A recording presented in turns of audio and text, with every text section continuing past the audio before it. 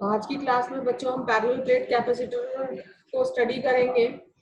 Parallel plate capacitor start करने से पहले हम थोड़ा सा जो स्फेरिकल कैपेसिटर्स थे उनके साथ क्या प्रॉब्लम फेस हुई लोगों को उसको डिस्कस कर लेते हैं। हालांकि मैं ये पिछले लेक्चर में डिस्कस कर चुकी हूँ, फिर भी एक बार रिवाइज करेंगे, तभी हम आगे पैरेलल प्लेट कैपेसिटर को और अच्छे से समझ पाएंगे। तो सबसे पहले ये देखिए, ये इस तरह से पैरेलल प्लेट कैपेसिटर की रेंज होती है। इनफाइनाइट तक इसकी जो एनर्जी होती है वो डिस्ट्रीब्यूटेड होती है बच्चों, ठीक है। तो एनर्जी इज डिस्ट्रीब्यूटेड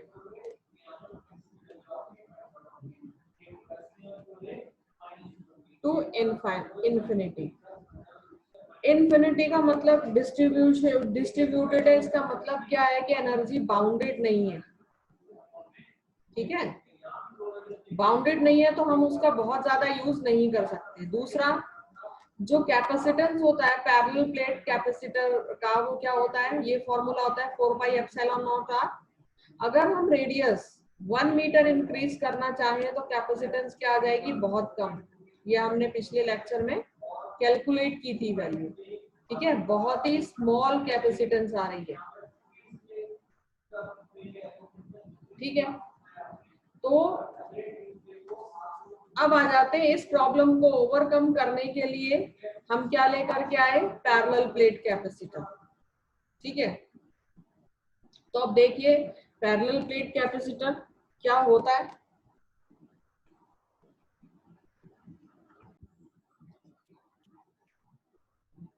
तो पैरेलल प्लेट कैपेसिटर में बच्चों ये दो प्लेट्स होती हैं जो कि पैरेलल होती हैं एक दूसरे के, कुछ इस तरह से,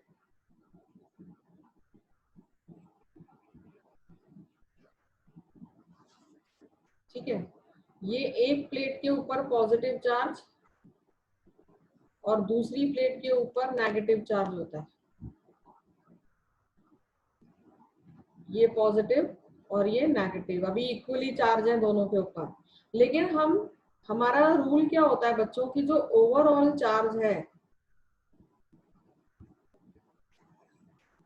कैपेसिटर पर,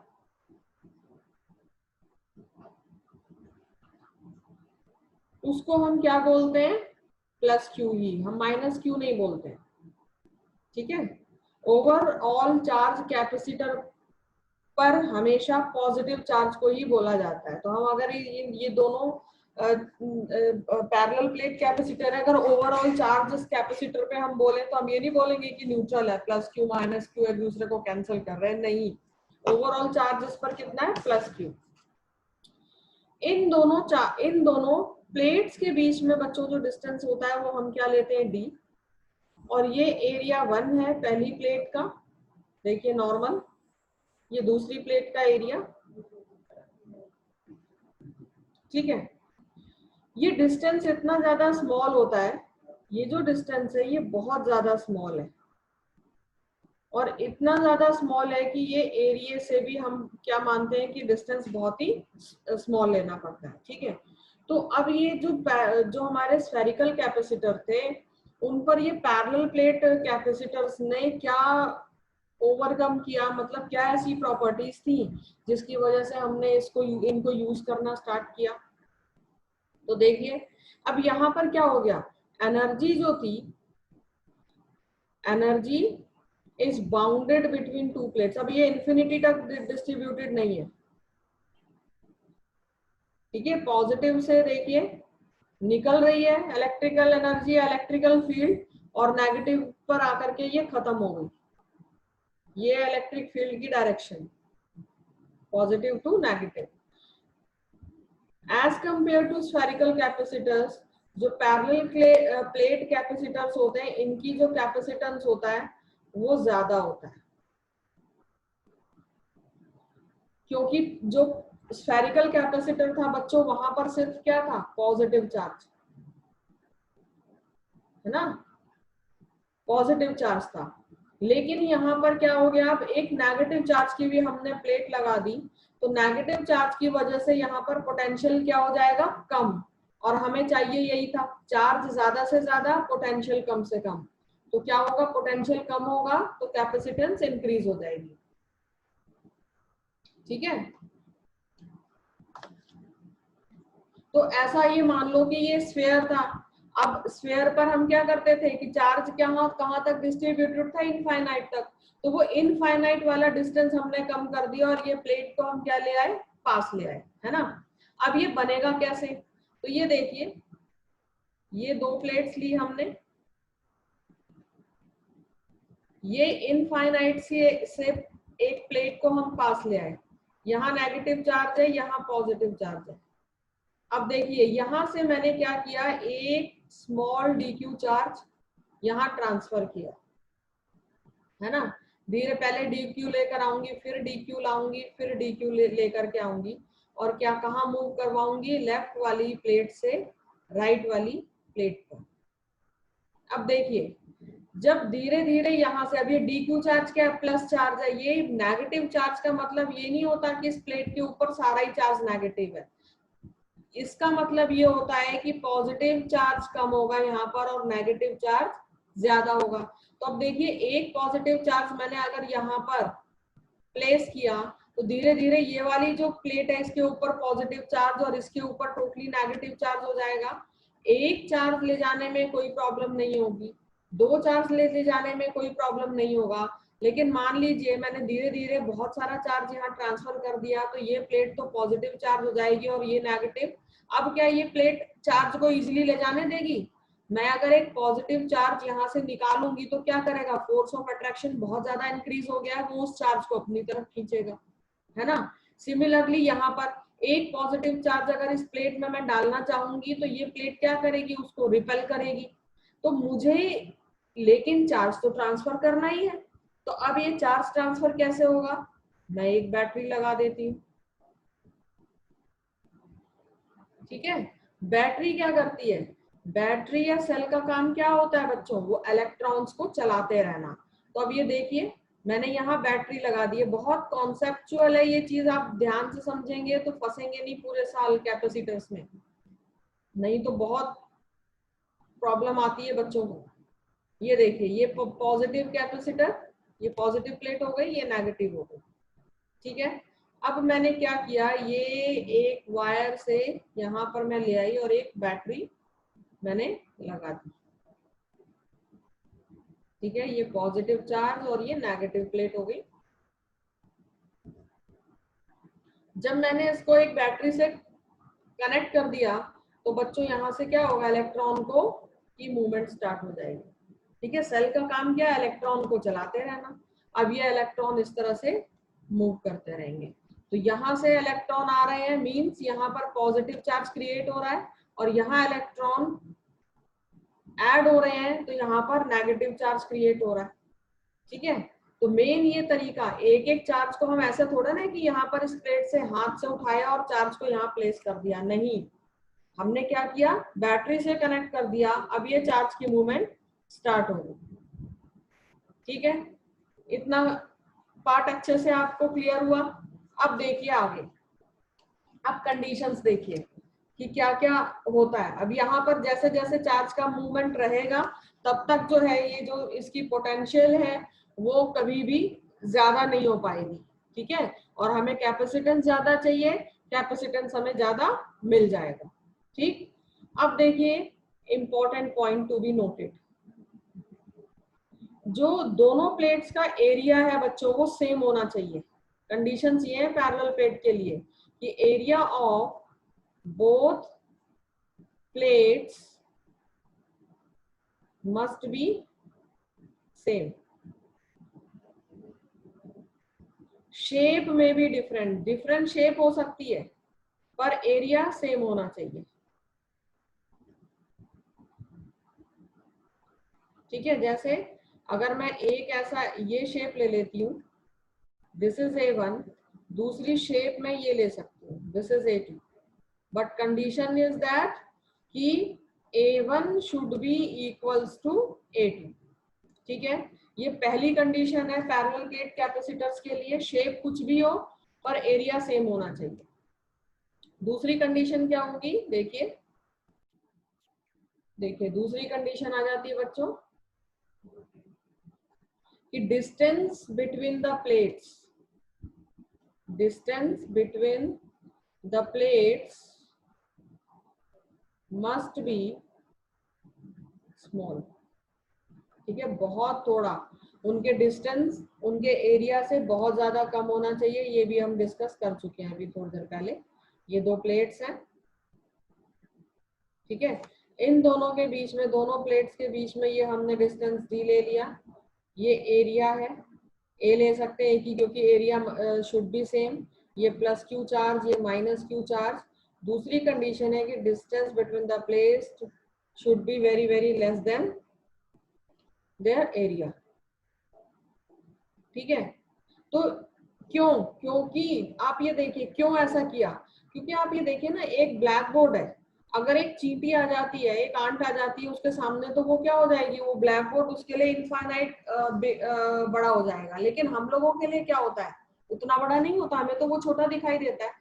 तो ये डिस्टेंस वाला पार्ट हमने एरिया से स्मॉलर इसलिए लिया है बच्चों, कि जो प्लेट्स हैं वो कैसे बिहेव करेंगी, इनफाइनाइट डिस्टेंस जैसे। ऐसा इसलिए क्योंकि ये जो प्लेट्स हैं, ये ऐसा लगेगा कि ये प्लेट्स एक दूसरे से इनफाइनाइट डिस्टेंस पर है। तो इनफाइनाइट डिस्टेंस पर होगा तो जो इलेक्ट्रिक फील्ड होगी वो बहुत ज्यादा स्ट्रांग हो जाएगी। यानी हम क्या चाहते हैं, इन प्लेट्स के बीच में इलेक्ट्रिक फील्ड स्ट्रांग होनी चाहिए। अब देखिए कैपेसिटेंस की क्या कैलकुलेशन होगी। यहाँ पर कैपेसिटेंस का फॉर्मूला क्या होता है, Q बाई वी। और ये हम लास्ट लेक्चर में अच्छे से समझ चुके हैं कि जो कैपेसिटेंस होता है वो इंडिपेंडेंट होता है Q और V के, है ना। ये सिर्फ मीडियम की डायमेंशन पर ही डिपेंड करता है। और यहाँ ये ध्यान रखिएगा कि ये एक्चुअली जो फॉर्मूला आएगा वो डेल्टा V होगा। अभी क्यों होगा इसको भी मैं थोड़ी देर में डिस्कस करती हूँ। पहले यहाँ पर हम कैपेसिटर्स पर इलेक्ट्रिक फील्ड की कैलकुलेशन करते हैं। देखिए पहले हमने ये बनाया, ये हमारी दो पैरेलल प्लेट कैपेसिटर है, ये प्लस क्यू आ गया, ठीक है, ये माइनस क्यू, ये कुछ इस तरह से। ये नेगेटिव चार्ज डिस्ट्रीब्यूटेड है, यहाँ पर ये पॉजिटिव चार्ज डिस्ट्रीब्यूटेड है, ठीक है। इलेक्ट्रिक फील्ड ये पॉजिटिव से आई, नेगेटिव था, ये आपकी इलेक्ट्रिक फील्ड आ गई। ये कैपेसिटर 1 नाम दे देते हैं, this is capacitor 2 and the distance between two plates is d, ठीक है। अब देखिए अगर मुझे E निकालना है, E नेट, तो क्या होगा, E electric field due to charge 1 plus electric field due to charge 2, E1 plus E2। चलिए एरिया वेक्टर भी ड्रॉ कर देते हैं। परपेंडिकुलर होता है, नॉर्मल टू द प्लेन होता है यहाँ, और नेगेटिव का ये वाला एरिया वेक्टर एंड पॉजिटिव का ये एरिया वेक्टर, ठीक है। अब देखिए फॉर्मूला क्या होता था जब हम चार्ज डिस्ट्रीब्यूशन की बात करते थे, एक यूनिट एरिया पे चार्ज होता था इलेक्ट्रिक फील्ड का, sigma upon 2 epsilon not. Similarly इस सेकंड वाली प्लेट के लिए सिग्मा अपॉन 2 एप्सिलॉन नॉट, ठीक है। एक प्लेन शीट पे बच्चों इलेक्ट्रिक फील्ड का यही फॉर्मूला होता है, याद कीजिए। सिग्मा की वैल्यू क्या होती थी, चार्ज अपॉन एरिया, बस ये वैल्यू हमने यहाँ पुट कर दी है। तो हमारे पास देखिए फॉर्मूला क्या आ जाता है, ये पहले हम यहाँ पर इसको सॉल्व करते हैं। ये आता है 2 सिग्मा अपॉन 2 एप्सिलॉन नॉट, ये कैंसिल आउट हो गया। अब सिग्मा की जगह हम क्या प्लेस कर देंगे, Q बाई ए। तो ये हमारा फॉर्मूला क्या बन के आया, Q upon A epsilon naught, ठीक है। देखिए क्या फॉर्मूला, ये इलेक्ट्रिक फील्ड जो कि बहुत ज्यादा स्ट्रॉन्ग है, इसका फॉर्मूला हमने यहाँ कैलकुलेट कर लिया। डिफरेंस क्या है देखिए, स्फेरिकल प्लेट, स्फेरिकल कैपेसिटर और पैरेलल में। स्फेरिकल प्लेट कैपेसिटर ये मान के चलिए कि ये इनफाइनाइट पर थी, है ना, चार्ज वहां भी ले आकर के हम रखते थे। यहाँ पर हम उस इनफाइनाइट प्लेट को कहाँ ले आए, बहुत पास ले आए, ठीक है। ये डिफरेंस है स्फेयर और पैरेलल प्लेट कैपेसिटर में। अब देखिए फिर हमने यहाँ पर डिस्कस क्या करना था, कैपेसिटेंस, ये क्या होता है Q बाई वी। V जो होता है वो पोटेंशियल डिफरेंस होता है दोनों बॉडीज के बीच का। अब क्योंकि स्फीयर हम कैसे निकालते थे, Vp माइनस V इनफाइनाइट ना इज इक्वल्स टू जो भी हम वर्क डन लेते थे या कुछ भी फॉर्मूला लगाते थे, तो स्फीयर में ये क्या था, इनफाइनाइट पर, इसलिए इसको क्या ले लेते थे, 0। ठीक है, लेकिन यहाँ पर ये पास में आ गया है तो इसको हम क्या ले लेंगे, डेल्टा V। तो इसीलिए जो पोटेंशियल डिफरेंस होगा बच्चों दोनों प्लेट्स के बीच में, उसके लिए हम क्या फॉर्मूला लेंगे, डेल्टा V। ठीक है, और देखिए डेल्टा V किसके इक्वल हो जाता है, ED के। कैसे, ये देखिए क्या फॉर्मूला हमने अभी पढ़ा है, modulus of DV is equals to minus of EDR। क्योंकि अब ये मॉड्यूलस में ले लेते हैं तो इसलिए इसकी वैल्यू हम पॉजिटिव ले रहे हैं। यहाँ पर dr स्मॉल डिस्टेंस होता था, यहाँ पर दोनों के बीच में डिस्टेंस है, उसको हमने d ले लिया। तो delta V is equals to E हमने इधर कैलकुलेट किया हुआ है, क्या आ गई वैल्यू, E की वैल्यू पुट कर दीजिए, Q upon A epsilon not D। ठीक है, ये वैल्यू आ गई। अब इससे बच्चों कैपेसिटेंस निकाल लेंगे, C is equals to Q upon delta V। ठीक है, अब ये डेल्टा V का ये जो फॉर्मूला आप लेकर के आए हैं, इसको यहाँ पर प्लेस कर दीजिए।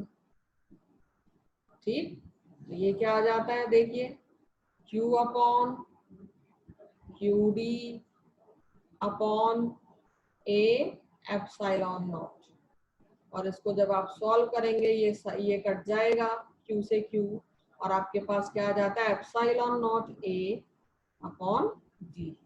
ये डेल्टा V का, ये सॉरी कैपेसिटेंस का आपने फॉर्मूला डिराइव किया। ठीक है,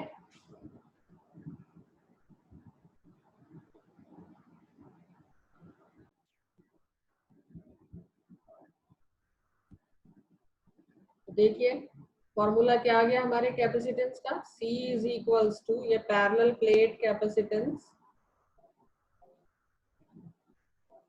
पैरेलल प्लेट कैपेसिटर्स में कैपेसिटेंस इस तरह से कैलकुलेट करते हैं। और ये जो वैल्यू आई है ये किस पर डिपेंड करती है, सिर्फ डायमेंशंस पर।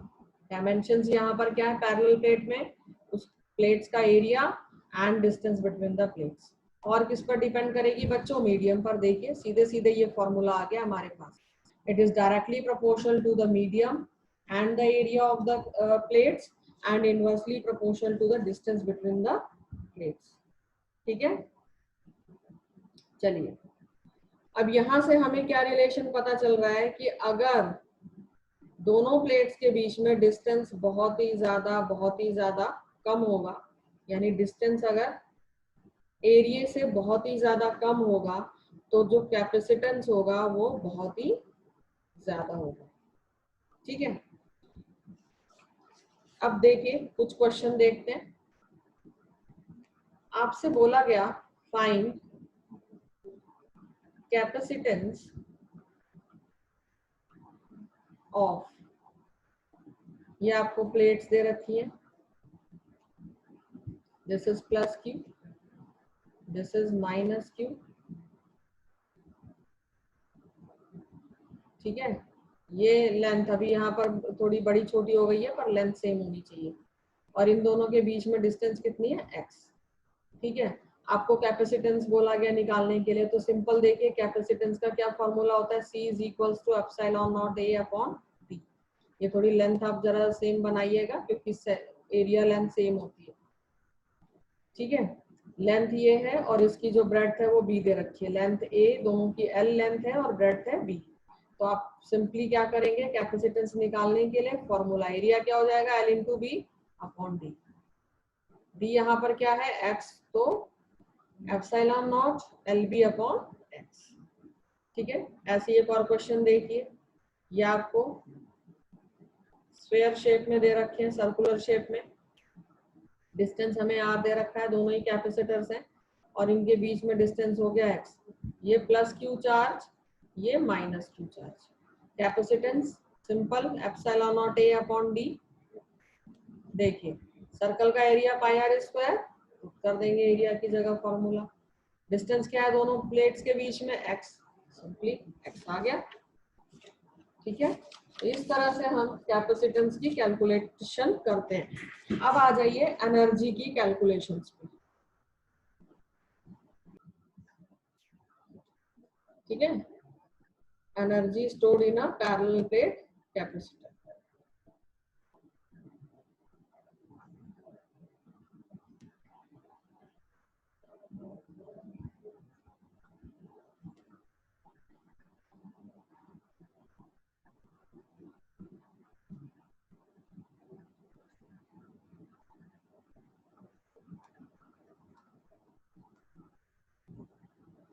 चलिए फिर से कैपेसिटर बनाते हैं।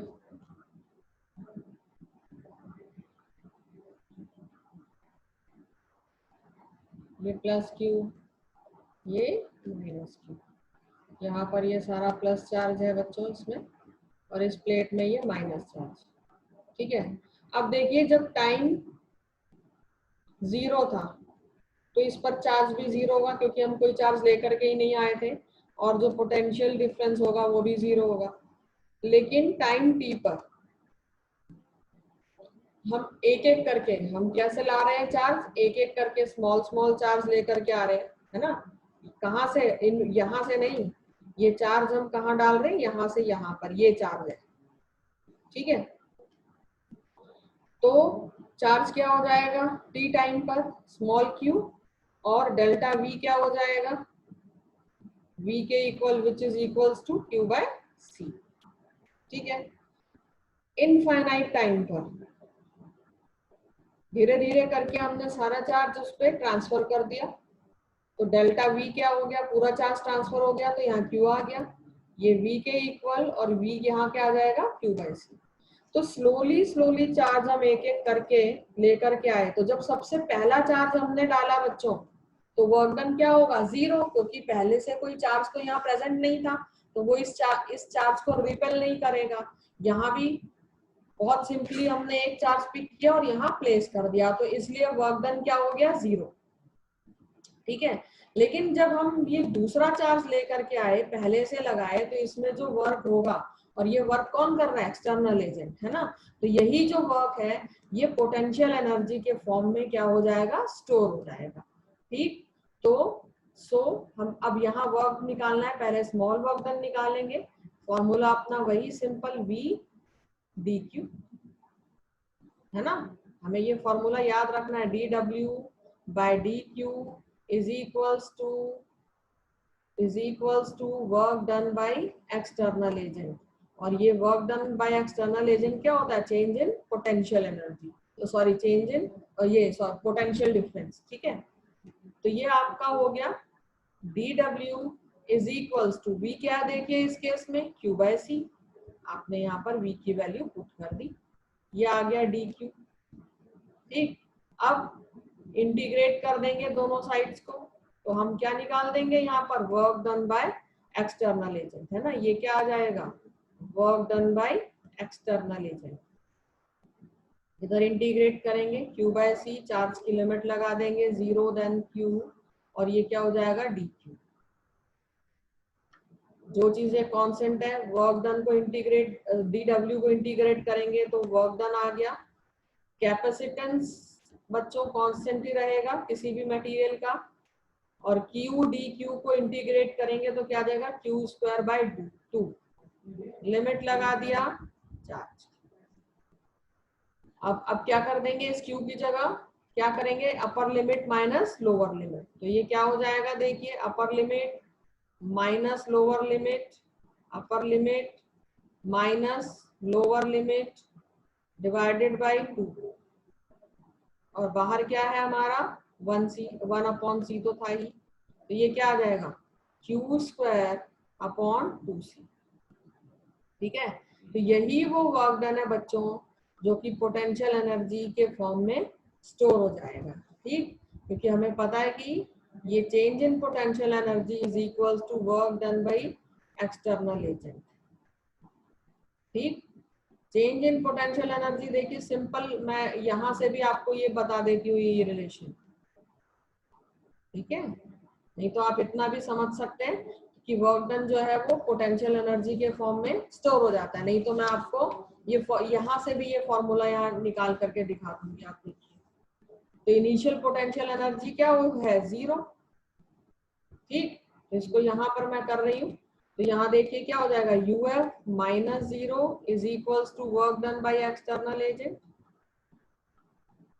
और यूएफ इज इक्वल्स टू क्या आ गया बच्चों, work done by external agent हम लेकर के आएंगे क्यू स्क्वायर बाय 2c। ठीक है, तो ये यहाँ से हमारे पास ये फॉर्मूला आ जाता है कि potential energy is equals to Q square by 2c। ये फॉर्मूला हो जाता है फाइनल पोटेंशियल एनर्जी। ठीक, अब थोड़ा सा डिफरेंस जैसे Q एंड V की टर्म्स में हम फॉर्मूला देख लेते हैं, बस वैल्यू यही है, इसी में हमें पुट करते जाना है पोटेंशियल एनर्जी। तो चलिए डिफरेंट क्वांटिटीज के टर्म्स में हम और फॉर्मूले देख लेते हैं। देखिए सबसे पहले अभी हम जो हमारा फॉर्मूला आया फाइनल पोटेंशियल एनर्जी का वो आया U is equals to Q square by 2c। ये हमारा आया फाइनल पोटेंशियल एनर्जी का फॉर्मूला। ठीक है, अब अगर आपसे बोला जाए कि पोटेंशियल एनर्जी निकालिए in terms of Q and V, simply remember this formula C is equals to Q by V। ठीक है, इस C is equals to Q by V को यहाँ पुट कर दीजिए, तो देखिए क्या आएगा, U is equals to Q square upon 2 into Q by V। C की जगह पुट कर दिया, क्या हो जाएगा ये Q square upon 2 into V, और ये 2Q हो गया, ये Q से Q कैंसिल, तो देखिए क्या आ जा रहा है, फॉर्मूला क्या आ रहा है पोटेंशियल एनर्जी का, U is equals to 1 upon 2 Q। तो चार्ज एंड पोटेंशियल के टर्म्स में पोटेंशियल एनर्जी का फॉर्मूला क्या होता है, हाफ QV। ठीक है, अगर आपसे पूछा जाए potential energy in terms of potential and capacitance, तो आपको सिंपली क्या फॉर्मूला याद रखना है, Q is equals to CV। तो ये क्या आ जाएगा, बस फॉर्मूले में पुट करेंगे तो ये आ जाएगा CV square, half CV square. ठीक है, कुछ नहीं करना है आपने, देखिए मैं फिर यहाँ करके बता रही हूँ क्या था पोटेंशियल एनर्जी का formula, Q square upon 2c। Q की जगह क्या पुट कर देंगे CV, ये आ गया C square V square upon 2c। C से एक C कैंसिल हो गया, तो देखिए क्या आ रहा है, हाफ CV स्क्वायर। ये पोटेंशियल एनर्जी आ गया इन terms of potential and capacitance. ठीक है, अब चलिए कुछ क्वेश्चन करते हैं। देखिए यहाँ पर क्वेश्चन में आपको क्या गिवन है कि 2 पैरेलल का साइन लगा रही हूं मैं, parallel plate capacitor are pulled apart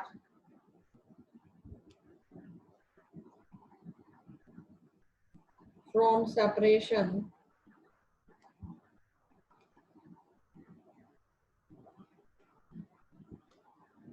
D to 2D. Find the work done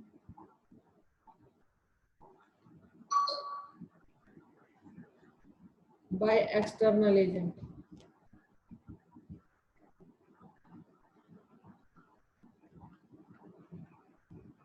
ठीक है, चलिए देखते हैं इनिशियली क्या था, क्या कंडीशन थी। ये आपके दो प्लेट्स हैं,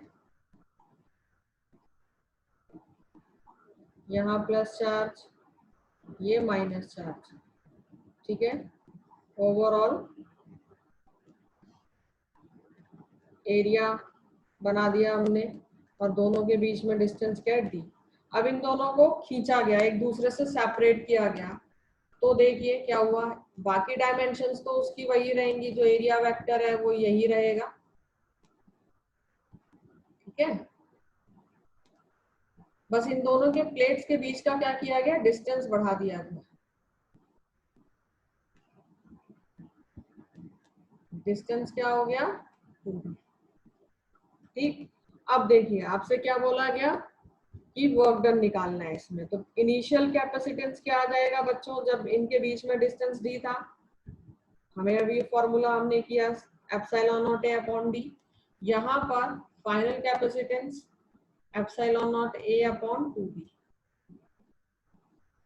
तो एक्सटर्नल वर्क डन क्या हो जाएगा, change in potential energy uf minus ui, और ये क्या हो जाता है, बस फॉर्मूला लिख लीजिए यहाँ पर, Q square upon 2c f minus Q square upon 2c।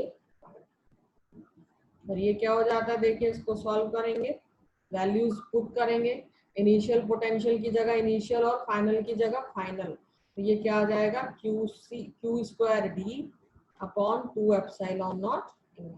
Initial और फाइनल कैपेसिटेंस की यहाँ से वैल्यूज आप प्लेस कर देंगे तो आपको ये आंसर मिल जाएगा। ठीक है, और देखते हैं बच्चों नेक्स्ट क्वेश्चन। और ये जो क्वेश्चन बता रही हूँ, ये जो करवाने जा रही हूँ, इसी की टर्म में एक फॉर्मूला आएगा और ये फॉर्मूला आगे न्यूमेरिकल्स में बहुत यूज होना है, तो बहुत ध्यान से इस क्वेश्चन को देखना है सबने कि what if unequal charges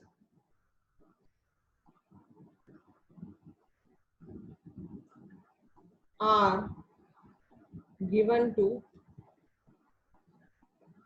each plate. अभी तक तो आपने क्या देखा कि दोनों प्लेट्स हैं, उनको इक्वल चार्जेस गिवन है। ठीक है, अब अगर आ जाए कि दो प्लेट्स हैं, ये इनको अनइक्वल चार्ज दिया गया, इसको Q1 दिया गया और इस प्लेट को क्या दिया गया चार्ज Q2। तो आपको क्या निकालना है, फाइंड चार्ज डिस्ट्रीब्यूशन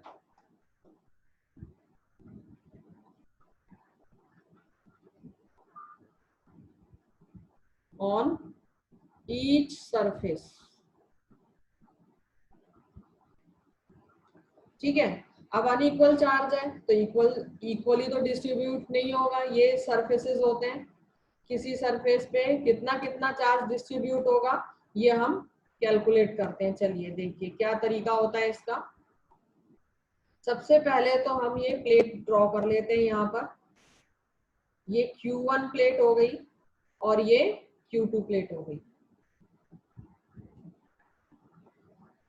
ठीक है, अब हम इस प्लेट को दे देते हैं यहाँ पर A नाम और इस प्लेट को हम दे देते हैं B। ठीक है, देखिए यहाँ पर हम मानते हैं कि Q चार्ज है, टोटल चार्ज Q1 था, यहाँ Q स्मॉल q है, तो यहाँ क्या होगा Q1 माइनस Q, इसके अलावा जो बचेगा क्या, इसमें से टोटल में से इसको माइनस कर देंगे तो बाकी बचा हुआ चार्ज यहाँ आएगा, सो दैट जो टोटल चार्ज है इस प्लेट पर वो Q1 रहे। सिमिलरली इधर इस Q2 प्लेट पर यहाँ पर हम मान लेते हैं x चार्ज था, तो यहाँ इस सरफेस पे कितना बचा Q2 माइनस x। ठीक है, अब देखिए इलेक्ट्रिक फील्ड अंदर क्या होती है, प्लेट के किसी भी कंडक्टर के अंदर इलेक्ट्रिक फील्ड 0, सिमिलरली यहाँ पर भी इलेक्ट्रिक फील्ड 0 है ना, किसी भी कंडक्टर के इनसाइड इलेक्ट्रिक फील्ड क्या होती है 0।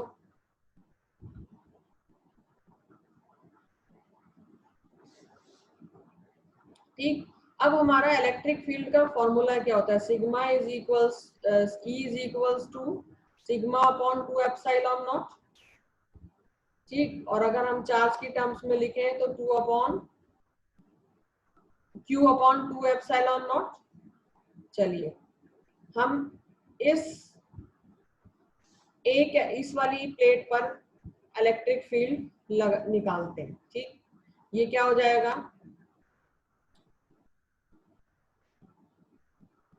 देखिए Q upon 2a epsilon not, और यहाँ पर ये क्योंकि Q1 चार्ज है, सबसे पहले हम बाहर वाले चार्ज पे लगा रहे हैं, तो Q1 माइनस Q हो जाएगा ये। ठीक है, यहाँ पर ये इस वाले चार्ज की इलेक्ट्रिक फील्ड ये डायरेक्शन आएगी, तो माइनस क्यू फिर अपॉन 2a एप्सिलॉन नॉट, इधर आएंगे ये वाली direction minus X upon 2a epsilon naught, फिर माइनस ये वाले प्लेट की direction Q2 minus X upon 2a epsilon naught is equals to 0। ठीक है, क्योंकि टोटल इलेक्ट्रिक फील्ड निकाल रहे हैं ना हम। अब देखिए यहाँ पर अगर मैं 1 अपॉन 2a एप्सिलॉन नॉट को बाहर कॉमन ले लूं तो क्या बचेगा, Q1 minus Q minus X minus Q2 plus X, यहां बचेगा यही। अब ये माइनस एक्स से प्लस एक्स कैंसल आउट हो गया तो देखिए क्या आएगा, Q1 minus 2Q minus Q2 is equals to 0। और ये तो प्लेट ए के लिए आई थी।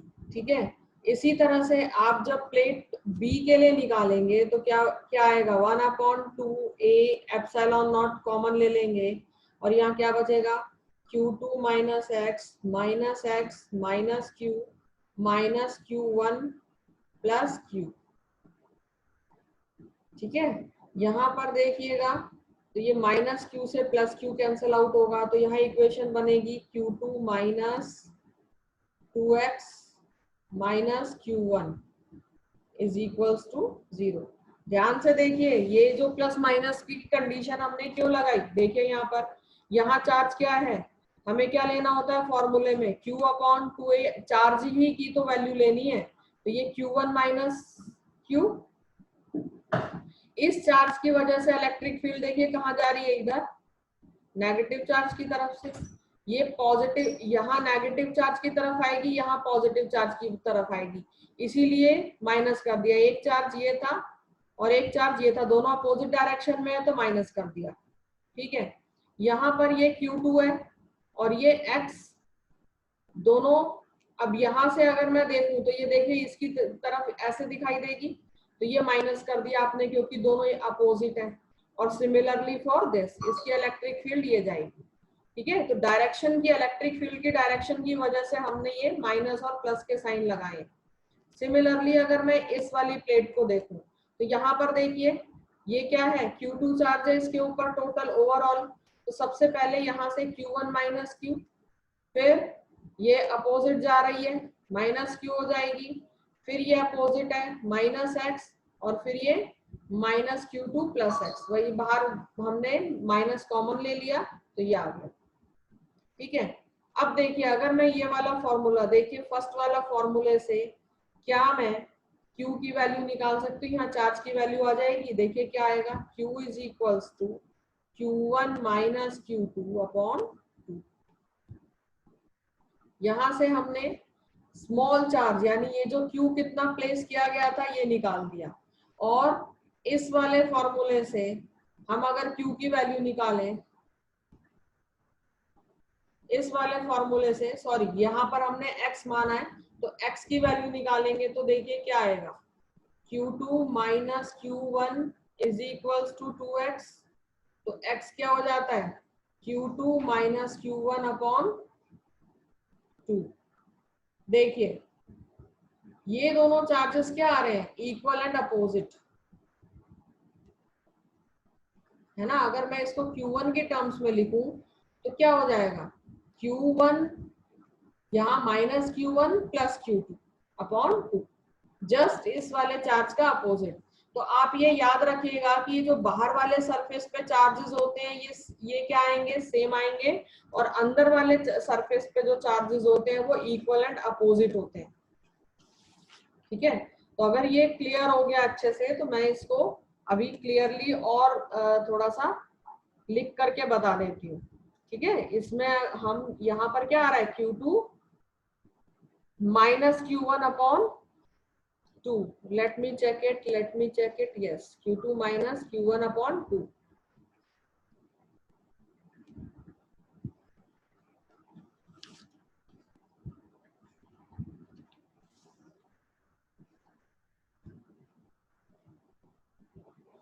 हाँ, और अगर मैं यहाँ पर, क्योंकि यहाँ पर Q1 माइनस Q2 है, तो इसकी टर्म्स में लिखूं तो ये माइनस Q1 प्लस Q2 हो जाएगा अपॉन 2। और ये देखिए माइनस को अगर हम कॉमन लेते हैं, मैं यहाँ लेके बताऊं, माइनस को अगर हम कॉमन लेते हैं तो देखिए क्या आ जाएगा, minus Q1 minus Q2 upon 2। ठीक है, जस्ट इस वाले चार्ज का अपोजिट यहाँ पर आंसर है। ये प्लस में वैल्यू थी तो ये माइनस में वैल्यू है। अभी मैं क्लियरली आपको फिर से प्लेट पे डिस्ट्रीब्यूट करके बता देती हूँ कि कितना चार्ज हमने डिस्ट्रीब्यूट करना है। देखिए ये आपने फिर से प्लेट्स बना दिया, यहाँ पर Q1 चार्ज था और इस वाली प्लेट पे Q2 चार्ज है। ठीक है, बाहर वाले सरफेस पे क्या आया, Q1 प्लस Q2 अपॉन 2। ठीक है, अंदर वाले सरफेस पे Q1 माइनस Q2 अपॉन 2। अब इस सरफेस पे जो चार्ज है यहाँ पर जस्ट इसका अपोजिट हो जाएगा, यानी Q2 माइनस Q1 अपॉन 2। कहने का मतलब है यहाँ मान लो अगर प्लस 4Q चार्ज है तो इधर क्या आ जाएगा, माइनस 4Q चार्ज। ठीक है, अपोजिट। और बाहर वाले सरफेसेस पर सेम चार्ज, यहाँ Q1 प्लस Q2 अपॉन 2 है तो यहाँ भी सेम आएगा। कैपेसिटेंस सेम रहनी है, क्योंकि जो कैपेसिटेंस होती है ये चार्ज पर डिपेंड नहीं करती।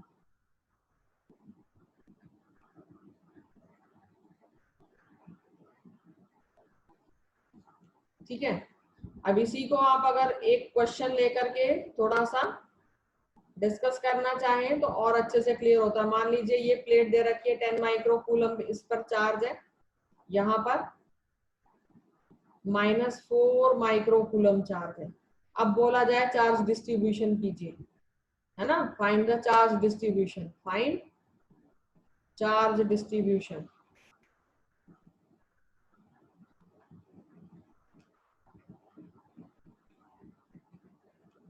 देखिए कैसे, सबसे पहले हमने ये प्लेट्स बना दी। देखिए यहाँ पर 10 माइक्रोकूलम, फॉर्मूला हमारा क्या है, Q1 प्लस Q2 अपॉन 2। तो देखिए यहाँ पर क्या आ जाएगा, Q1 plus Q2 upon 2। Q2 हमारा माइनस में, तो ये आ जाता है आपका 10 में से 4 गए 6 अपॉन 2 दैट इज 3। तो इस वाली पार्ट पे यहाँ आ गया 3 माइक्रोकूलम चार्ज। अब 10 में से 3 इधर आया तो यहाँ कितने बचे, 7। सिंपल, नहीं तो आप Q1 माइनस Q2 अपॉन 2 लगा दीजिए, फॉर्मूला सीधे आ जाएगा।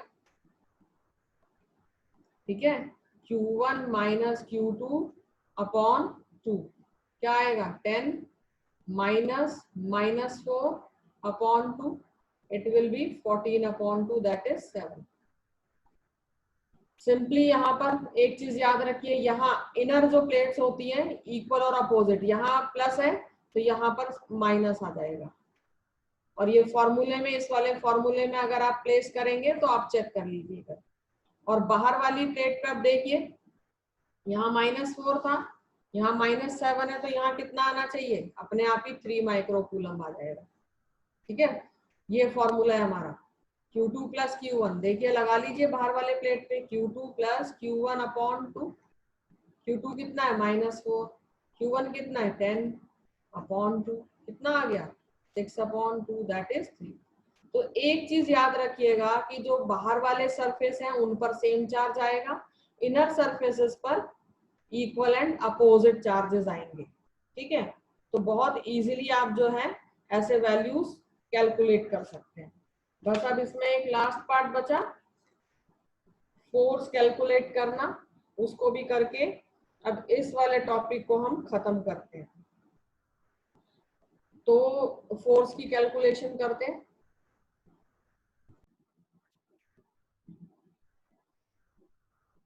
हमें क्या निकालना है, force on one plate of capacitor by other plate, दोनों पे ही चार्जेस अपोजिट डिस्ट्रीब्यूटेड हैं तो कुछ ना कुछ फोर्स तो एक्सर्ट करेंगे ही। तो देखिए ये आपने एक प्लेट बना दी, ये हमारी एक प्लेट हो गई और ये दूसरी प्लेट, ठीक है। ये पॉजिटिव चार्ज, ये नेगेटिव चार्ज,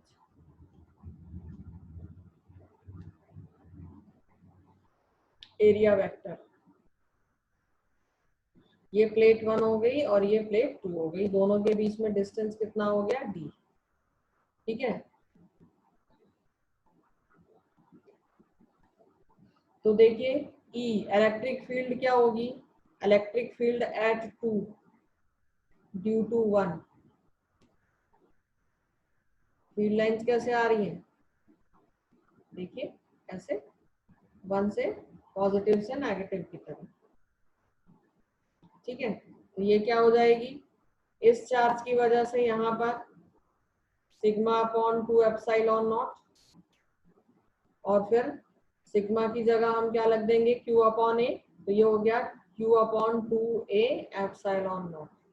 फोर्स का फॉर्मूला होता है Q इंटू ई, तो क्या हो जाएगा Q इंटू ई क्या है Q upon 2a epsilon not, ये आ गया Q square upon 2a epsilon, ठीक है।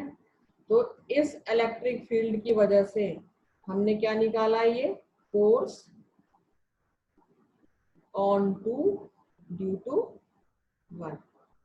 सेकेंड प्लेट पर फर्स्ट प्लेट की वजह से जो फोर्स निकल रहा है उसको हम, फोर्स लग रहा है उसका हमारा फॉर्मूला क्या आ गया, Q square upon 2a epsilon not. तो यहाँ पर जो पैरेलल प्लेट कैपेसिटर्स की कुछ कैलकुलेशंस किस तरह से करनी है, डिफरेंट वैल्यूज को आपने कैसे कैलकुलेट करना है, आज की क्लास में बस इतना ही करेंगे, बाकी अगली क्लास में और कैपेसिटर्स के बारे में डिस्कस करेंगे, ठीक है। ये खत्म होता है हमारा लेक्चर।